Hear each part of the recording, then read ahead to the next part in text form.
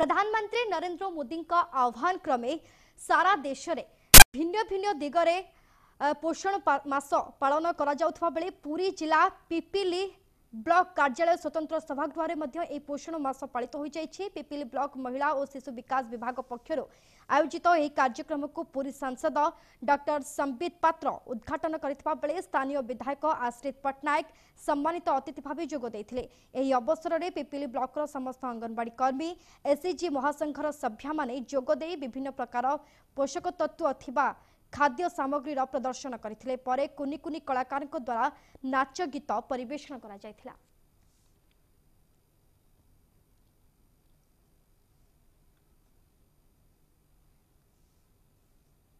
यशस्वी प्रधानमंत्री गरीब माँ मैंने पिला माने ग्रामांचल जो पुष्टिहीन जो विभिन्न रोगर शिकार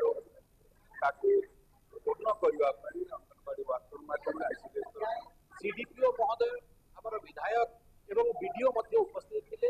आमर ये अंचल chairman block chairman vice chairman समस्त उपस्थिति आज कौ भाव नरेंद्र मोदी पोषण कार्यक्रम माध्यम लोक जीवन सुधुरुची से विषय आम चिंता करें। आम आशा करूँ जो भाई अंगनवाड़ी दीदी मैंने भल कम